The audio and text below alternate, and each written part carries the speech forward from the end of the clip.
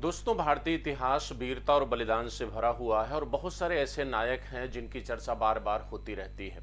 और आज एक ऐसे ही वीर योद्धा की चर्चा पुनः भारत देश में गर्मजोशी के साथ याद की जा रही है, जिसका नाम है छावा। छावा मराठी शब्द है और इस शब्द का अर्थ होता है शेर का बच्चा, यानी शिवाजी के बड़े पुत्र महाराजे संभाजी महाराजे। ठीक है। छावा चर्चा में उस समय आया जिस समय आपके एक मराठी लेखक हैं जिनका नाम है शिवाजी सावंत। उनका एक उपन्यास है छावा। इसी उपन्यास पर यह फिल्म बनाई गई है और फिल्म के प्रदर्शित होने के बाद जो है जिस तरह से संभाजी महाराजे की चर्चा शुरू हुई है, इसलिए आज हमारा दायित्व बनता है कि उनके विषय में आपके समक्ष कुछ बातें रखी जाए। सबसे पहली बात तो ये कि संभाजी महाराजे शिवाजी के बड़े पुत्र थे। शिवाजी की 8 पत्नियों में सबसे बड़ी पत्नी सईबाई से 16 मई 1657 को इनका जन्म होता है पुरंदर में। ठीक है। बाकी एक दूसरी पत्नी है जिनसे राजा राम पैदा होते हैं। राजा राम इनके छोटे भाई हैं। संभाजी महाराजे के विषय में कहा जाता है कि जब ये 2 साल के थे तभी इनकी माता की मृत्यु हो जाती है, यानी माँ का प्यार इनको नहीं मिलता है। और तत्पश्चात इनकी जो दादी यानी जीजाबाई, शिवाजी की जो पत्नी थी, उन्होंने इनका पालन पोषण किया। इनके व्यवहार पर, इनके चरित्र पर जीजाबाई का भी एक गहरा प्रभाव था। ठीक है। पालन पोषण का प्रभाव संभाजी के चरित्र में बखूबी देखा जा सकता है। माना जाता है कि संभाजी जन्म से ही कहीं न कहीं शिवाजी की एक प्रतिछाया थे। 6 साल के थे तभी इनकी मुलाकात जब एक शेर से होती है और उस बालक की आंखों में जब कहीं भय दिखाई नहीं देता, तभी शिवाजी को यह पता चल गया था कि नहीं, मैंने कहीं न कहीं किसी योग्य बालक को जन्म दिया है।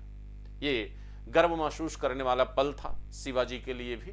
लेकिन माना जाता है कि जो संभाजी का जो उनका जीवन रहा है उसमें काफी आक्रामक भी रहे हैं। काफी जो है अपने मित्र कवि कलश के साथ जो है अन्य कार्यों में भी लिप्त रहे, जिससे कभी कभी शिवाजी इनसे क्रोधित भी हुए। और अंततः माना जाता है कि शिवाजी जब मृत्यु प्राप्त कर रहे थे उस समय शिवाजी ने अपने बड़े बेटे संभाजी महाराजे को जो है पन्हाला के किले में कैद कर दिया था। अब पन्हाला के किले की कैद से बाहर होकर कैसे जो है सेनापति के माध्यम से बाहर आते हैं और कैसे पुनः जो है शिवाजी के उत्तराधिकारी बनते हैं, उस कहानी पर जाने से पहले सबसे पहले हम बात कर लेते हैं इनके बालपन में, जब इनकी पहली मुलाकात जो है शिवाजी के साथ होती है आगरा में। किससे? औरंगजेब से। औरंगजेब जिसे आप जिंदा पीर कहते हैं, जो कहीं न कहीं इस्लाम का कट्टर समर्थक था। हिंदुस्तान के इतिहास में हम औरंगजेब को एक ऐसे शासक के तौर पर देखते हैं जो कहीं न कहीं नकारात्मक चरित्र को प्रदर्शित करता है। बात उस समय की है जब जयसिंह ने पुरंदर के किले में शिवाजी को घेर लिया और शिवाजी को बंदी बनाया गया। और मजबूर होकर शिवाजी ने जयसिंह के साथ 1665 में पुरंदर की संधि किया। उस संधि के तहत शिवाजी को कमजोर किया गया। उनके 35 किलो में 23 किले जो है मुगलों को दे दिए गए। 4 लाख हूण जो है वार्षिक जुर्माना देने की बात की गई। साथ साथ जो है संभाजी जो इनके बड़े बेटे थे उनको 5000 की मनसबदारी देने की बात भी की गई। लेकिन जयसिंह ने जब शिवाजी को औरंगजेब के दरबार में उपस्थित होने का आश्वासन दिया और सुरक्षा का आश्वासन दिया, तब शिवाजी अपने बेटे संभाजी के साथ उपस्थित होते हैं आगरा के दरबार में।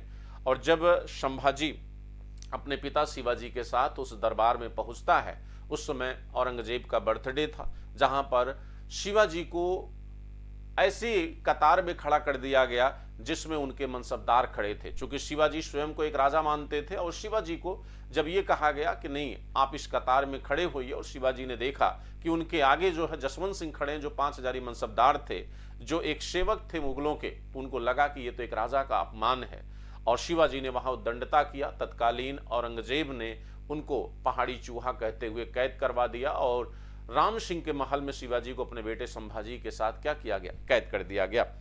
वहां पर संभाजी को देखकर औरंगजेब आश्चर्यचकित था। उस बालक की नजरों में किसी भी तरह से कोई भय दिखाई नहीं दे रहा था। और आप जानते हैं जब संभाजी और शिवाजी को कैद किया गया तो शिवाजी ने अपने भाई जो उनके हमशक्ल थे हीरोजी पंत को अपनी जगह रखकर मिठाई की टोकरी में बैठकर मथुरा के रास्ते, देखो माँ राजपूताना से वो वापस नहीं जाते हैं क्योंकि राजपूताना जो था वो पूरी तरह एक तरह से मुगलों का समर्थक था। वो फिर से शिवाजी को कैद कर मुगलों को सौंप देता। इसलिए शिवाजी ने बनारस के रास्ते, भुवनेश्वर के रास्ते जो है, गोलकुंडा के रास्ते वापस मराठा राज्य की तरफ जाते हैं। लेकिन इस बीच उन्होंने संभाजी को मथुरा में एक मराठा परिवार में क्या किया, रख दिया और यह घोषणा कर दिया कि संभाजी मारे गए। यहां तक कि उनका जो है दाह संस्कार भी उन्होंने किया, ताकि ये अफवाह फैल जाए और किसी भी तरह से संभाजी क्या हो, बच जाए। और ये बालक वास्तव में बच गया। और इस तरह 1680 में जब शिवाजी की मृत्यु होती है, तो शिवाजी की मृत्यु के बाद जो है राजा राम, जो कहीं न कहीं जो है सोयराबाई से पैदा हुए थे और दूसरी संतान थे शिवाजी की। ज्यादातर मराठा सरदार जो है राजा राम के पक्ष में थे, राजा राम को छत्रपति बनाना चाहते थे। लेकिन उस समय पन्हाला के किले में कैद संभाजी हमीरराव मोहिते, जो उसके सेनापति थे, उनकी मदद से संभाजी क्या होते हैं, बाहर आ जाते हैं। और संभाजी जब बाहर आते हैं तो इन्होंने रायगढ़ पर जो है चढ़ाई किया और वहां पर राजा राम को गद्दी से हटाकर इवन राजा राम और उनकी मां को इन्होंने बंदी बनाया। बंदी बनाने के बाद स्वयं को छत्रपति क्या किया, घोषित किया। छत्रपति घोषित करने के हकदार भी थे संभाजी। ऐसा नहीं था कि संभाजी केवल आक्रामक थे, संभाजी नीति, साहस सभी के ज्ञाता थे। बचपन में ही इनके गुरु काशीराज ने जो है इनको नीति, संस्कृति, हर चीज का ज्ञान इनको दिया था। वीरता इनके रग रग में भरी थी। मराठा खून वीरता के लिए ही जाना जाता है। और जब संभाजी सिंहासन पर आए तो उससे पहले संभाजी का जो बालपन रहा है, वो बालपन जो है काफी अनुभवी रहा। ऐसा नहीं था कि संभाजी को केवल शस्त्र का ज्ञान था, शस्त्र के साथ साथ संभाजी को शास्त्र का ज्ञान भी था। कहा जाता है कि 13 साल की उम्र में ही इन्होंने बुद्ध भूषणम नामक जो है किताब लिखी थी। उसके अतिरिक्त जो है इन्होंने नायिका भेद, 7 शतक और नक्शिका जैसे ग्रंथों का क्या किया, निर्माण किया। कई भाषाओं का ज्ञान रखते थे आपके संभाजी महाराजे। ऐसा नहीं था कि सिर्फ एक शासक होने के कारण केवल इनको शस्त्र का ज्ञान था, केवल वीरता इनके खून में थी, ऐसा नहीं था। आज के जो शासक हैं उनसे कहीं बेहतर उस समय के शासक हुआ करते थे, क्योंकि उस समय के शासक जो है शस्त्र के साथ साथ शास्त्र का ज्ञान भी रखते थे। जबकि आज के शासकों को आप बहुत बखूबी देख भी रहे हैं और समझ भी रहे हैं।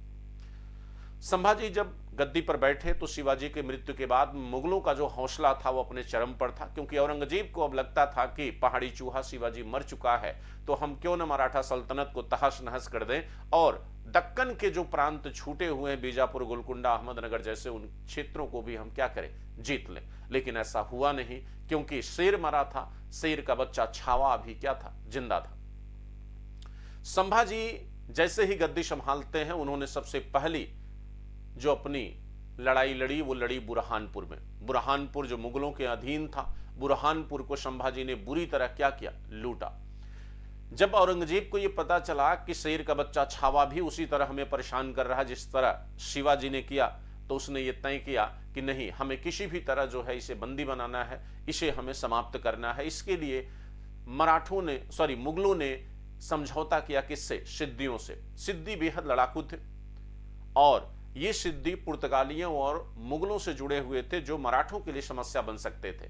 लेकिन संभाजी महाराजे ने सिद्दियों को भी बुरी तरह पराजित करके मुगलों और सिद्दियों के गठजोड़ को न केवल तोड़ दिया, बल्कि मुगलों के सामुद्रिक व्यापारिक संबंध को भी कमजोर कर दिया। आर्थिक तौर पर भी मुगल क्या हुए, कमजोर हुए। संभाजी महाराजे ने तय किया कि नहीं, हम अपने राज्य का विस्तार करेंगे। जो क्षत शिवाजी के मरने के बाद हुई है उसको हम फिर से अर्जित करने की कोशिश करेंगे। लेकिन दुर्भाग्य रहा कि संभाजी का जो कार्यकाल है या जो जीवन है वो ज्यादा लंबा नहीं रहा। संभाजी का विवाह जो है सईबाई से हुआ। सईबाई के भाइयों ने ही संभाजी के जीवन को अल्पकालिक बना दिया। कैसे बनाया, उस कहानी को हम थोड़ा सा आगे बात करेंगे। संभाजी जब दक्कन के क्षेत्रों को जीतना शुरू किया और दक्कन पर उसी तरह का प्रभाव इन्होंने बना लिया जिस तरह का प्रभाव जो है कभी शिवाजी का हुआ करता था, तो दक्कन का जो मुगल सूबेदार था मुकर्रब खां, वह पूरी तरह से संभाजी महाराजे के पीछे पड़ गया कि हम किसी भी तरह से संभाजी महाराजे को क्या करें, समाप्त करें।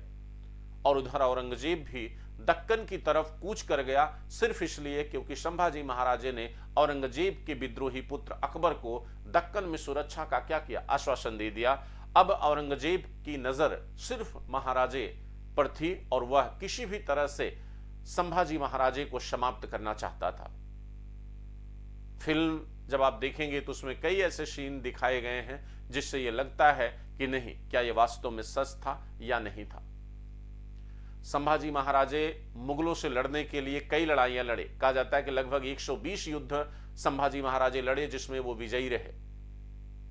लेकिन जब संभाजी महाराजे को यह पता चला कि मुगल सेना की एक बड़ी संख्या जो है वह दक्कन की तरफ कूच कर रही है, तब संभाजी महाराजे ने यह तय किया कि हमें इन्हें रोकना होगा और पूरे दक्कन को चारों तरफ से घेरना होगा। और इसके लिए रणनीति बनाने के लिए संगमेश्वर में 200 सैनिकों के साथ आपके संभाजी महाराजे इकट्ठा होते हैं। लेकिन दुर्भाग्य हिंदुस्तान का कि हमारे खून में कहीं न कहीं वीरता के साथ साथ कुछ ऐसे लोग भी हैं जिनकी रगों में विद्रोह, दलाली या दूसरी तरह की गलत प्रवृत्तियां भी होती हैं, जो लालच के आवेश में आकर जो है अपने स्वराज और अपने देश, अपने राष्ट्र से गद्दारी करते हैं। तो इस तरह की गद्दारी उस समय भी थी। माना जाता है कि गणोजी शिर्के जो शिवाजी की पत्नी के भाई थे, जो सिर्फ इस बात से नाराज थे कि उनकी जागीर को मान्यता महाराजे ने नहीं दिया था, उन्होंने गणोजी शिर्के और गोपीनाथ पंत और हरिपंत ये तीनों जो है किसकी तरफ मिल जाते हैं, औरंगजेब की तरफ, और जाके उस रास्ते की मुखबिरी कर देते हैं जिस रास्ते से मुगल अनभिज्ञ थे, जिनको पता ही नहीं था कि किस तरह से संभाजी महाराजे को रोका जा सकता है या गिरफ्तार किया जा सकता है। यह सच है कि उस समय बहुत सारे मराठे जो है मुगलों की शरण में जा रहे थे, मुगलों का साथ देने के लिए लालायित थे, लेकिन फिर भी ऐसे मराठों की संख्या बहुत थी जो अपने हिंदवी स्वराज्य के लिए जान देने पर उतारू थे।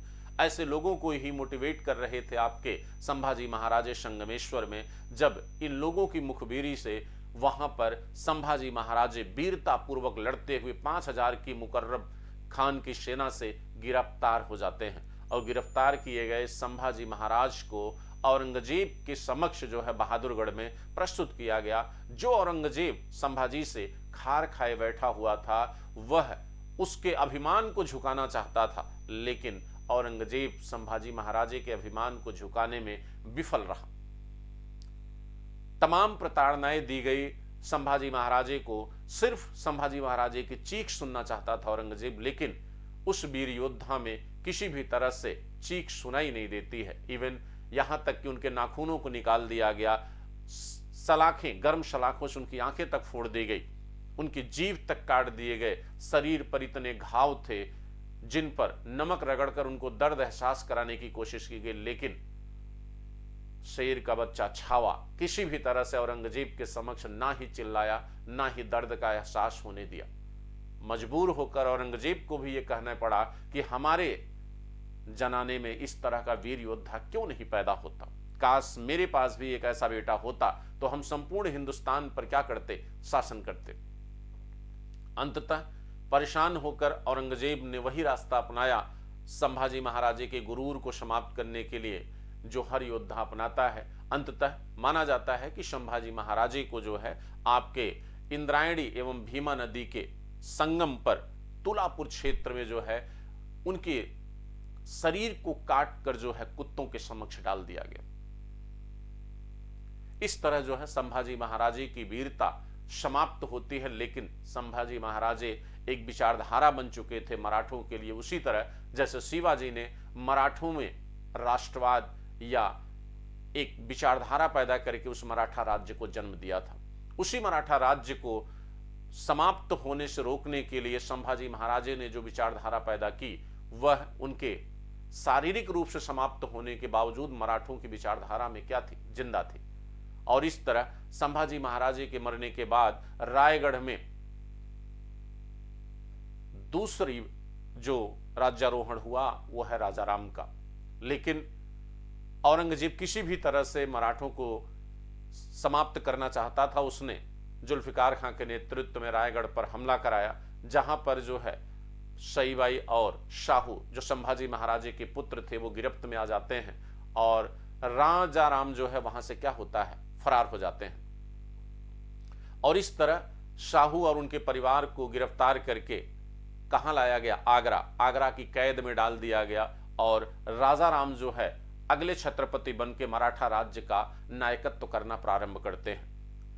एक लंबे समय तक जो है साहू जी महाराज का जो परिवार है वो आगरा में गिरफ्त में रहा, और जब 1707 में औरंगजेब की मृत्यु हुई और उसके बेटे मुअज्जम, आजम, कामबख्श जैसे लोग आपस में जब लड़ना शुरू किए, और उधर मराठा राज्य में जो है राजाराम की दो पत्नियां, एक ताराबाई और दूसरी राजसबाई, ताराबाई से पैदा हुए शिवाजी द्वितीय और राजसबाई से पैदा हुए संभाजी द्वितीय। और माना जाता है कि जब राजा राम की मृत्यु हुई तो मृत्यु के बाद ताराबाई वही है जो हमीर राव मोहिते की पुत्री थी, जिनसे संभाजी महाराज ने स्वयं जो है अपने समय ताराबाई का हाथ अपने चचेरे भाई राजा राम के हाथों में दिया था।